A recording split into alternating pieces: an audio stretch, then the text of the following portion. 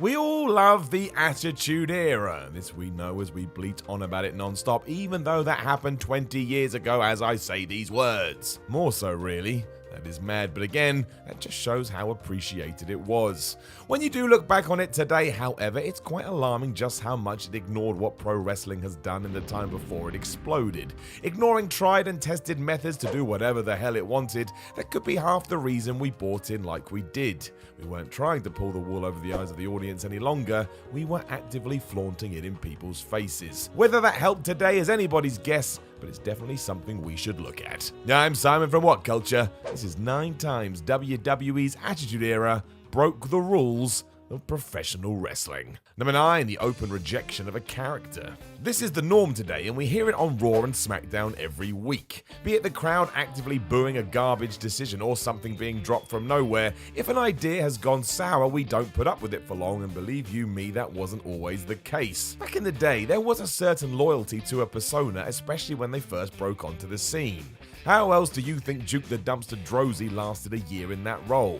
That's who he was, and we don't mess with it. When the Attitude Era rolled around though, it wasn't going to fly, and proof of that was served up when WWE broke the Headbangers up and repackaged Mosh as Beaver Cleavage. That name alone is horrendous, but seeing him also have an unhealthy relationship with his mother's bosom was wrestling at its lowest. I mean, what the flip was this? It died day one, and not only did the audience let everybody know this, but management agreed and even let Mosh go on camera and say how crap it was. Kayfabe was long dead before this time period, but still, that was incredibly eye-opening, even more so because 10 years prior, Vince McMahon was telling Ted DiBiase that if he even thought about not staying in character, he would kick his ass. The Attitude Era acknowledged gimmicks and the wrestlers behind them, and it made for some serious, compelling viewing. The wall had been torn down. Number 8, winners and losers. Do you remember the Job Squad? Probably not, as they were only around for a minute, but they were a faction that, as their name suggested, were a bunch of jobbers. Think of that. They even had a t-shirt that read 1, 2, 3, 4 life, and it was just waving a big flag to say, we know we're part of the lower card, but what the hell do you want us to do? Made up of Al Snow, Bob Holly, Too Cold Scorpio, and Dwayne Gill, it was a real step forward by WWE in telling its audience that wrestling was not competition, and was in fact some sort of dance where someone had already been given the nod. Even stranger within this storyline, this foursome were mad about where they had ended up in that battle, and decided they were going to air their grievances on television. This has grown as the years have passed by, to the point now it's more about having a good match than winning or losing. By actively saying that enhancement talent exists within the industry, we drew a line under what competition usually means, and went in the opposite direction. Number 7, the art of selling. Following on from this, those in the Attitude Era were also happy to talk about what selling was. When I first got into wrestling, I had no idea what that meant, but fast forward to 1997 and I definitely did. How could I not? It was shone right in my face. A huge example of this came at Backlash 2000 when Kurt Angle was meant to take on The Big Show. Instead, he got The Big Show dressed up as Hulk Hogan, and after a pretty damn good Hulkster impression, he did away with the Olympic hero in around about 3 minutes. Given that Hogan was famous for his hulking up comeback meant that we had to have that in this scrap too, and when it happened, Jim Ross on commentary joyfully shouted out, "There's the no-sell!" He was of course referencing the fact that when the Hulkster did this, he would feel no pain, but to hear that in your ears so blatantly was strange. He may as well have yelled, "It's time for that man to pretend to be in pain!" But we can't do that, because when you break wrestling down that much, it starts to sound silly. Number 6, come together. One of the most memorable angles of the Attitude Era is when the New Age Outlaws underlined the fact they were proper heels by putting Cactus Jack and Chainsaw Charlie in a dumpster and pushing it off the stage. It was a horrific bump, and JR did an amazing job at making you think you'd seen something terrible. This wasn't wrestling, we had gone too far.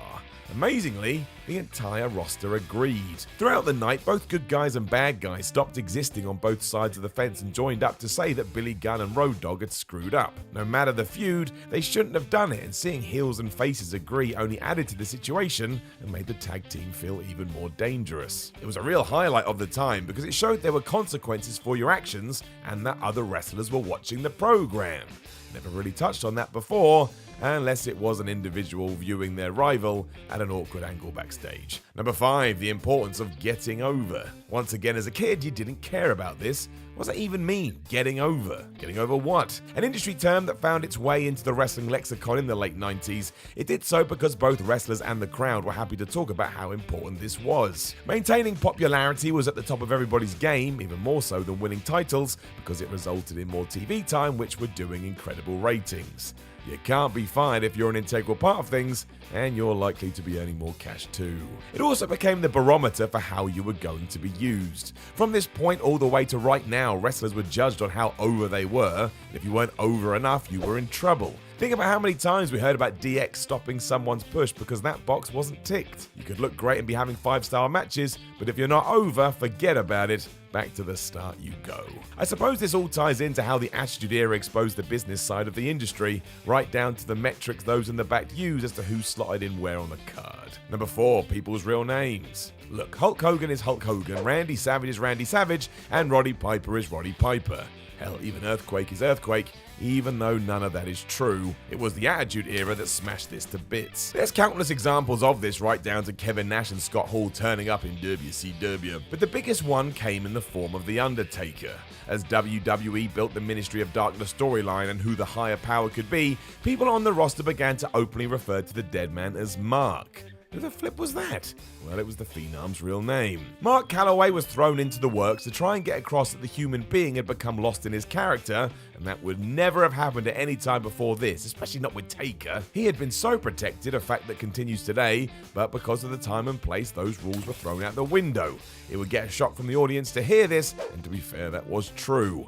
It launched a wave of interest in finding out what wrestlers were actually called, the best of course being that Shawn Michaels' real name is Hickenbottom. Number 3, the writers. While there are probably other examples, the first real time I remember the idea of a wrestling booker being used in front of a camera was when Brian Pillman told me that he respected the Booker Man. I was so young I probably thought he said Boogeyman, and that would be fair. That Mother Hubbard is terrifying. Appease him as best you can. During the late 90s though, the writers were actively mocked on screen, mostly by DX of course. They laughed at the very construction of the show because they thought it sucked, and on one episode of Raw, Triple H and HBK stood at the top of the ramp and bashed Ahmed Johnson and Ken Shamrock, who were taking on the Nation, because they couldn't believe that somebody had put it together.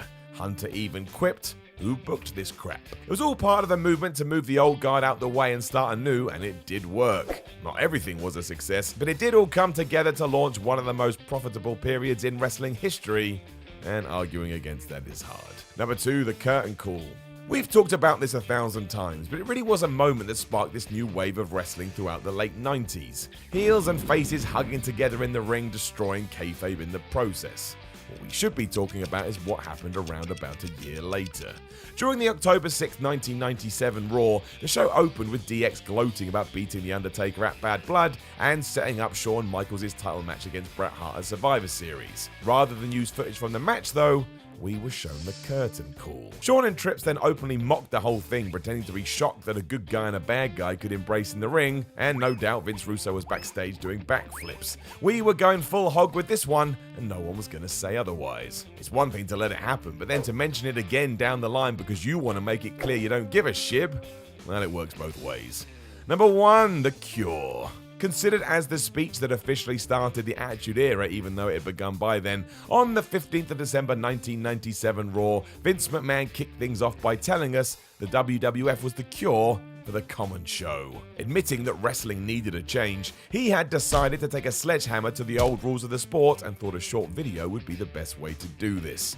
The idea of good guys and bad guys was most definitely passé, and if you want to know how some wrestlers thought about it, well, Ric Flair was livid apparently. If a fan had ever told the Nature Boy he had a good show, he would punch them in the mouth, and here was the most powerful man in the industry saying that's exactly what things were. Again, kayfabe was gone long before this, but if you wanted one last batch of mud thrown on the grave, here it was. Wrestling's fake, jackass. Get used to it. Know of any other times during the Attitude Era we broke pro wrestling? Let us know in the comments below, and don't forget to like, share, and subscribe.